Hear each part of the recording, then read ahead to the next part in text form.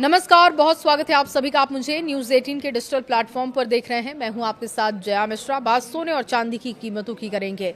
अंतर्राष्ट्रीय बाजार में सोने और चांदी की कीमतों में सोमवार को जोरदार गिरावट देखी गई। सोना $4,340 प्रति औंस से नीचे है, जबकि चांदी में करीब 2.5% की गिरावट है। इस गिरावट के पीछे अमेरिका के मजबूत आर्थिक आंकड़े, बढ़ती ट्रेजरी यील्ड और कच्चे तेल की कीमतों में तेजी अहम वजह है। निवेशक अब ब्याज दरों पर फेडरल रिजर्व के फैसले को लेकर सतर्क हो गए हैं। देखिए, कॉम्स गोल्ड फ्यूचर्स यानी कि इसके अनुसार जो अभी आंकड़े हैं वो भी आपके सामने रख रहे हैं। $4,334.50 इसमें गिरावट देखी गई, जो कि पिछले लेवल से $30.80 कम है। वहीं सिल्वर की कीमत में भी लगभग 3% की गिरावट, जो कि $67.39 प्रति औंस रह गया है। पिछले हफ्ते भी सोने में करीब 5% की गिरावट, चांदी में 9% की गिरावट देखी गई थी। मजबूत अमेरिकी लेबर मार्केट डेटा के बाद निवेशकों की उम्मीदें बदल गई हैं। अमेरिकी डेटा ने बदली मार्केट की धारणा। देखिए, अमेरिका में मई 2026 का जॉब डेटा बेहतर रहा है और इसमें फेडरल रिजर्व के द्वारा जल्द ब्याज दरों में कटौती की संभावना कम हो गई है।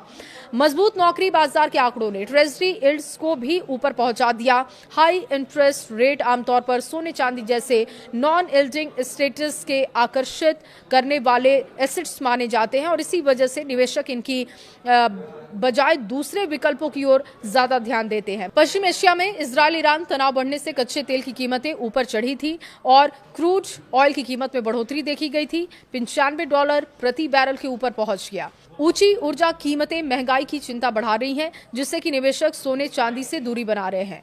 मार्केट के जानकारों का कहना है कि कीमती धातुओं की कीमत अब आने वाले आर्थिक आंकड़ों पर काफी निर्भर करेगी।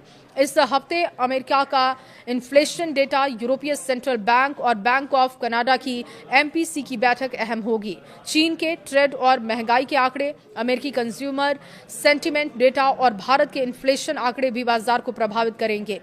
मजबूत डॉलर, ऊंची बॉन्ड यील्ड और ETF से निकासी और बाजार में सुधार देखने को मिल रहा है। रिस्क जो एपेटाइट है सोने चांदी पर ये दबाव डाल रहे हैं। ईरान और इजरायल के बीच तनाव में संभावित समाधान की खबरों में भी सुरक्षित निवेश की मांग घटी है। बाजार के जानकारों के अनुसार पश्चिम एशिया की स्थिति, तेल की कीमतें और प्रमुख आर्थिक फैक्ट्स पर निगाहें बनी हुई हैं।